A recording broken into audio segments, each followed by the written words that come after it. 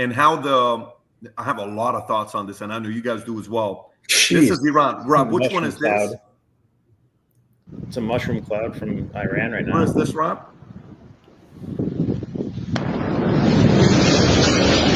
On Truth Decryptor's emergency podcast, host Pat breaks down President Trump's sudden, shocking airstrike on Iran's nuclear sites announced just hours ago. With dramatic live reactions from Iran and high-level insiders revealing secret military moves, tension explodes over what this means for global peace and war. The questions are huge. Is this the next Afghanistan? Will Iran retaliate? Let's break this down. Do you know where that is? That's at Fordo. That's one of the Fordo. Fordo. Okay, got it. Fordo. Dude, Rob, do you have the one with Esfahan where the lady is in the back reacting to it? I can grab that. Hang on one. I texted it to you. I think it's in the group text that we have. Tom, what are your thoughts with this? Well, I have a lot of thoughts I want to share, but what is your thoughts on this? What's going on? Well, my initial thoughts are last week, countries and companies have been selling weapons to each other for 200 years since the invention of the cannon, and some other countries said, hey, how much for your cannon? And I don't mind it if Israel buys our weapons and conducts an action that they think is important. I also believe that Iran can't have nuclear weapons. And I didn't want boots in the ground. I didn't even want a pilot in the air. I really wanted us to be supporting the mission for Iran not to have nuclear weapons and not be able there. And now we've done it. Now, here's the hard truth. The U.S. claimed no intention for an escalated war, yet boots weren't needed because the mission went straight to bombs on critical facilities. This reveals a tension between public reluctance for war and decisive military action behind the scenes. I was hoping this was a surgical strike, single strike, in, out, get it done.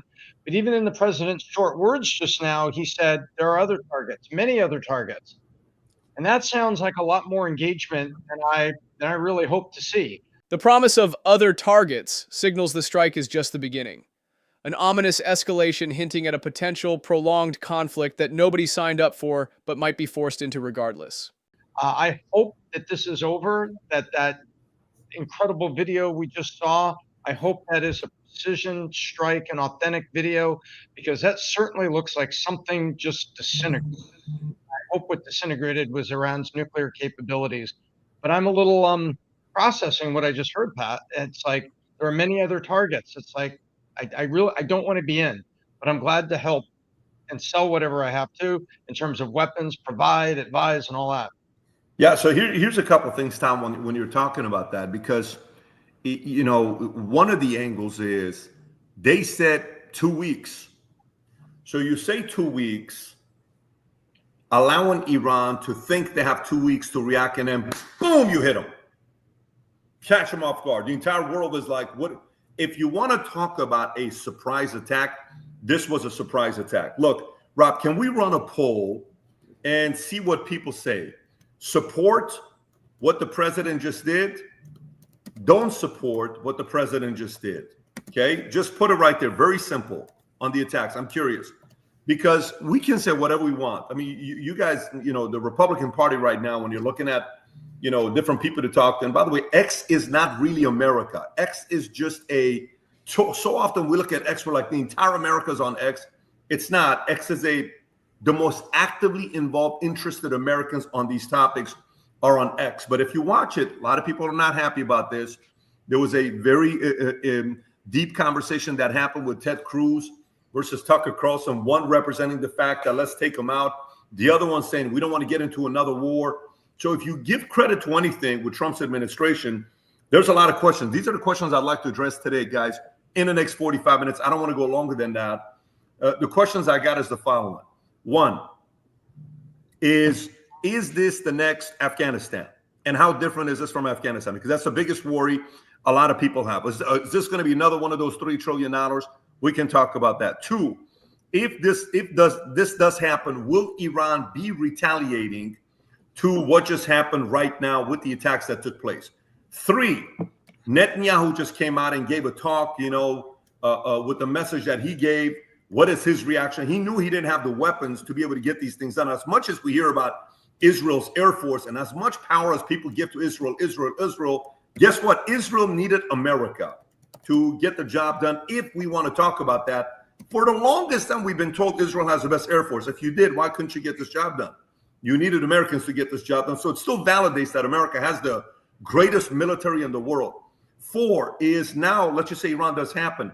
A part of this is to American people. The other part is to the Iranian people. To the American people, what's about to happen to Iran? To the Iranian people, what are you going to do with the small little finite opportunity timeline that you have to create the revolution that you want in Iran? I'm specifically talking to the Iranians that live in Iran. What are you going to do? Who's your replacement? Is it Reza Pahlavi? We have a clip about how Reza Pahlavi, when he was asked just yesterday, his answer is still vanilla. It's still a vanilla answer that he's given. He cannot give a backbone answer already. Yes, no. The Iranian people that want to see something happening here, he still is given a vanilla answer. I don't understand this guy. Get out the way or say you're going to do it. Stop playing with people in Iran that are wanting some kind of a decision to be made. So those are the things I want to talk about. But let me go to the people that are, what's the split on the poll right now, Rob? I'm just curious. I don't know what it's going to be. I want to know how many people voted, and I want to know what they're saying, Rob. What are you noticing with the poll of who's for it and who's against it?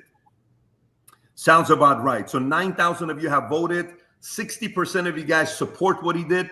40% of you guys don't support it. It actually makes sense to me. It seems like the 40% right now is louder than the 60%. So let me explain to what I mean by that. The 40% is much more louder. So a lot of people are thinking it's 80% that don't want it. But quite frankly, 60% are saying yes with all the stuff that is taking place. One credit to Trump's camp. One credit to Trump's camp I want to give. I can give a lot, but I'll just give you one credit here. This is not easy. To go through watching the political party, people who got you elected, now saying impeach him. This is not what I voted for. This is not what I wanted. And you still having the thick skin to say, we're going to get the job done. And on top of that, nobody leaked anything the last 4 or 5 days, which means he has taken the circle of everybody having access. And whether it's you or Susie Wiles, one by one, they're saying, nope, you're not in this circle. You're in this circle. You're in this circle, but you're not in this circle. He's out. They're out. This person's out. Tulsi Gabbard is wrong based on what he said just yesterday or 2 days ago. I'm willing to bet they got rid of all the people that they did not want to know this decision was being made or a threat was made, a business type of threat. I swear to God, if I find that anything was leaked and it was because of you, you're the first person I'm firing publicly. Very simple. They stayed united and then they shocked the world. They shocked Iran. They shocked everybody. Nobody knew except for the people that were involved. That part, you got to give credit to them. It's very hard to do. It's not an easy thing to do, to get the right people that are unified on an issue like this. But I'm going to pause because I called yesterday. I've been on the phones all day. We're not in Florida, obviously, but I've been on the phones all day, whether it's with Iranians, those who are in the higher ups in the Iranian community, whether it's the top journalist who has tens of millions of people that watch him every day in Iran. He is the guy in Iran that everybody watches to see what the conditions are there, or it's people that are involved geopolitically. I've been speaking to a lot of different people last 24, 48 hours to see what's going to be happening with a lot of questions that maybe many of you guys may be asking, but I'll pause. Brandon, I'll go to you. What are you thinking with all these things? Because you've had certain positions and you've been able to say, as a guy that you got your bachelor's degree in national security, you got your master's in national security.